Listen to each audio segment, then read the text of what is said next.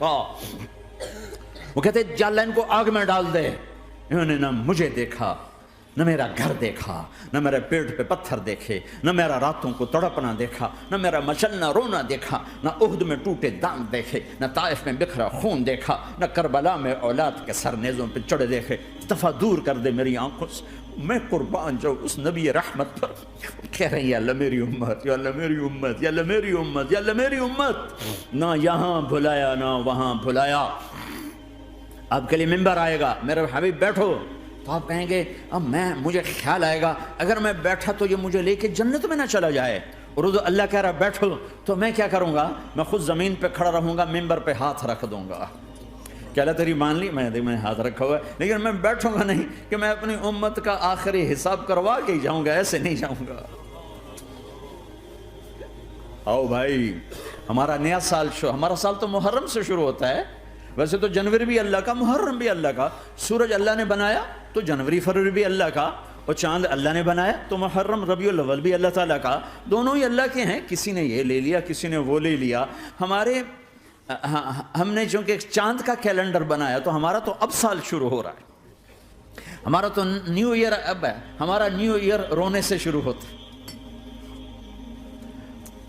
کیسا اللہ نے نظام بنایا. کسی اور مہینے میں یہ واقعہ ہو جاتا نہیں. سال کے شروع میں یہ واقعہ رکھا ہے کہ ہر ایک کو پتہ چلے کہ ہاں نیا سال خوشی منانے کے لیے نہیں ہوتا.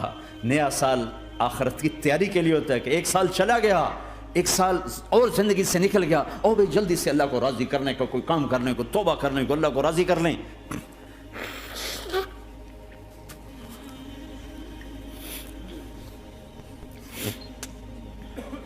لیکن آپ کیا کہہ رہے ہیں؟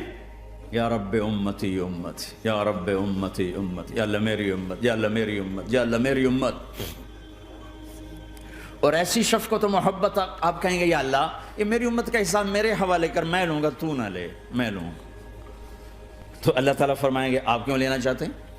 کہیں گے میں اس لیے لینا چاہتا ہوں کہ ان کے جتنے عیب ثواب ہیں نا وہ کسی کو پتہ نہ چلے، بس میرے سامنے ہی آ جائیں تو ان کو شرمندہ نہ ہونا پڑے، تو میں قربان جاؤں. پھر وہ رب محمد ہے، اس نے اپنے حبیب کی لاج رکھنی ہے. وہ کہیں گے میرے محبوب اگر آپ ان کا حساب لیں گے اور آپ ان کے گناہ دیکھیں گے تو پھر ان کو آپ سے تو بڑی شرم آئے گی. نہیں میں آپ کو بھی نہیں دیتا، میں ان کا حساب پردے کے پیچھے لوں گا، کسی کو پتہ نہیں چلنے دوں گا.